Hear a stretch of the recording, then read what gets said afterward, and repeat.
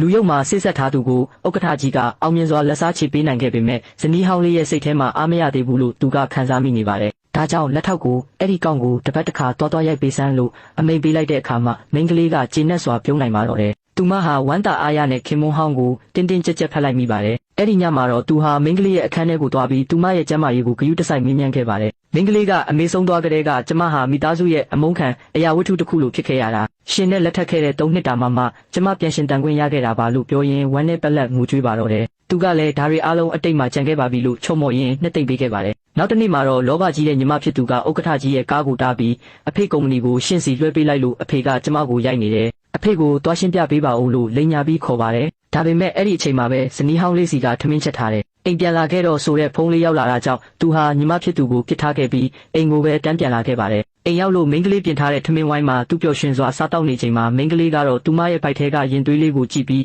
ဒါဟာကလေးအတွက်သူ့အဖေကိုမြင်ရတဲ့နောက်ဆုံးအကြိမ်ဖြစ်လိမ့်မယ်လို့တွေးရင်မျက်ရည်ဝဲနေပါတယ်။နောက်ဆုံးမှာတော့သူမကကျမဒီမျိုးကနေထွက်သွားတော့မယ်။ရှင်းဘဝကိုလည်းထပ်ပြီးမနှောက်ယှက်တော့ဘူးလို့ပြောလိုက်ပါတယ်။ဒီစကားကြောင့်သူဟာအကြီးအကျယ်တုန်လှုပ်သွားပြီးဝမ်းနဲ့ပက်လက်မျက်ရည်ကျခဲ့ရပါတယ်။နောက်တစ်နေ့မနက်မှာတော့အိမ်ပေါ်ကမိန်းကလေးရဲ့အခန်းထဲမှာကိုဝင်စစ်ဆေးတန်းကိုတွေ့ပြီးသူ့ကိုလာပေးပါတယ်။ကိုဝင်ရှိနေပြီဆိုတဲ့အဖြေကိုမြင်လိုက်ရတဲ့အခါသူဟာဝမ်းသာလွန်လို့မဆုံးနိုင်အောင်ပြုံးမိသွားပါတယ်။ဘာလို့ငါ့ကိုမပြောခဲ့တာလဲလို့သူကတွေးနေမိချိန်မှာအိမ်ပေါ်ကရှင်တို့ကကွာရှင်းထားကြတာမို့လို့နေမှာပေါ့လို့တတိပေးလိုက်ပါတယ်။ဒါနဲ့သူဟာမိန်းကလေးကိုတစ်ခါပြန်ပြီးလက်ထပ်ခွင့်တောင်းဖို့ဆုံးဖြတ်ကလက်စွပ်တကွင်းနဲ့အတူကော်ဖီဆိုင်ကိုအမြန်ပြေးသွားပါတော့တယ်။ဒါပေမဲ့သူမသိလိုက်တာကညီမဖြစ်သူဟာသူ့ရုပ်မှာပြီးဓားမြောင်တစ်ချောင်းနဲ့နောက်ကနေခိုးလိုက်လာတာပါ။သူဟာလက်စွပ်ကိုကင်ပြီးမိန်းကလေးကိုလက်ထပ်ခွင့်တောင်းဖို့ပြင်နေချိန်မှာပဲညီမဖြစ်သူကနောက်ကနေရုတ်တရက်တိုက်ခိုက်လိုက်ပါတယ်။မိန်းကလေးကတော့အလုရှုပ်နေတာကြောင့်ဘာဖြစ်သွားမှန်းမသိလိုက်ပါဘူး။ညီမဖြစ်သူကငါ့ကိုလှည့်စားတဲ့သူတိုင်းတေးရမယ်လို့ယူသွတ်စွာအော်ဟစ်နေပါတယ်။သူဟာညီမဖြစ်သူကိုအတင်းလုံးထွေးဖမ်းဆီးထားရင်ငါ့ကိုပဲလုပ်ပါလို့ပြောပြီးသတိလစ်မေ့မျောသွားပါတော့တယ်။